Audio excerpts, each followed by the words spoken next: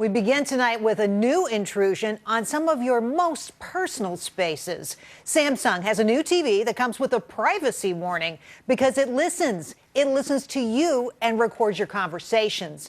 And our cars are pushing the boundaries of privacy and data collection so far that Congress is now stepping in. With us now to examine the issues, cyber and identity protection experts Joe Loomis and Adam Levin. Welcome to you both. Adam, I'll start with you. I just want to read what Samsung, the little disclaimer Samsung is putting out with its new smart TV that listens to you. They say your device may capture voice commands and associated texts so that we can provide you with voice recognition features. Please be aware that if your spoken words include personal or other sensitive information, that info will be among the data captured and transmitted to a third party. What's going on here? Well, you know, this is part of the whole concept of the Internet of Things, and unfortunately... All right, Internet of Things, we got to describe what that is if we're going to talk about it. The Internet of Things are all the appliances and electronic devices that are in our homes that are interconnected, that are gathering data on us, transmitting data to manufacturers. Because they're connected to the Internet. That is correct. Information can come in, information go out. Joe, to you, when you look at this, tell us, what do you make of this privacy policy? I'd say, is convenience really worth the type of vulnerability of being intruded upon? I mean, that's the thing that you have to think about. All these convenience, you know, explosive growth of convenience towards the market, it really comes at a drawback of invading your privacy. Do you really trust that Samsung has got the vulnerabilities patched and the exploits for the software development there to ensure that they can't be compromised or hacked? It really comes down to, is what's your privacy worth? Is it really worth the fact that you have to talk to your television? Well, talking to your television sounds like a bad idea to begin with, but Adam, to you, one of my questions was this their idea or our idea? Did consumers ask for this? And who is that third party who's listening anyway? Well, whoever they've retained in order to gather and analyze data. The concern is that everyone is trying to, this is a rush to the finish line to see who can create greater convenience for consumers and newer and more exciting bells and whistles. Unfortunately, we're getting caught up in this so much that our eye is getting off the ball. The ball is privacy.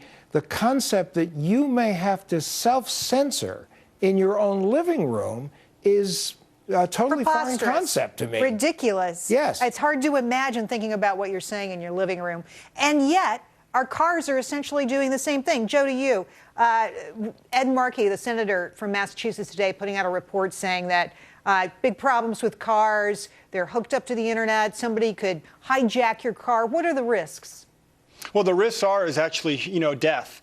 Because the problem we have now with all these cyber breaches is we really haven't seen any loss of life. Now that we're really dependent on the Internet of Things and the connectivity of our automobiles, you now put your life at risk in hoping that your car doesn't sustain any type of vulnerability or exploit where your brakes start failing, your car turns off in the middle of, when you're on the freeway, so on and so forth. So again, that drawback of how much is convenience worth? Is it worth having the fact that you can browse your browser on your phone or in your car or in your dashboard? And is your life really worth that? Is it worth having that convenience?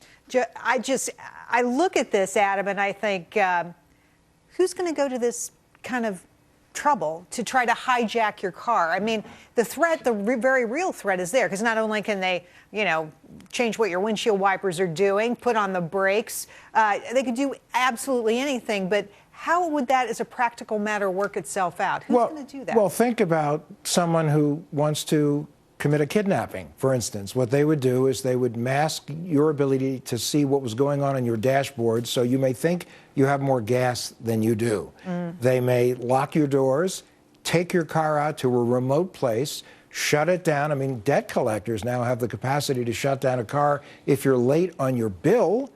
So knowing that, they shut down your car, and now you could be vulnerable to carjacking, you could be vulnerable to kidnapping. It's a very scary... Now, I don't want to be the most paranoid person in the world, but unfortunately, we're living in an environment which is welcoming a little bit more paranoia than before. Well, and it sounds like a made-for-TV movie. Joe, to you, are automakers doing anything to fix this problem? Well, there is discussions going on right now with Detroit and the automobile, manufacturers, including Tesla, being on the forefront of vulnerability. I think we saw a recent vulnerability exploit with the Tesla market. With Congress being involved, there definitely is going to have to be some strong security advocates in the market to talk about how do we protect ourselves and what limitations do we allow the automobile manufacturers to allow internet access to. Right now, there isn't any regulation around that, and I think that's something definitely legislation should be talking about, because if it was up to the auto manufacturers, they're going to do everything they can to be most appealing to the convenience factor, because let's be honest, humans are lazy. We're a lazy society. We're a lazy, species. So Right. anything that makes our lives better sells more. But unfortunately, we don't think about the drawbacks unless you have guys like Adam and I in the room to explain to you what the real dangers of the world's like. Look, Joe, I got to disagree with you. I think people are really hip to this, and they don't like it. And they're starting to complain. And I think that ball is only going to get bigger. The snowball's only going to roll down the hill, and we're going to have more and more consumer advocates stepping up like the two of you. Thanks for coming on the show, Joe and Adam. Appreciate Thank you so your much. time. Thank you.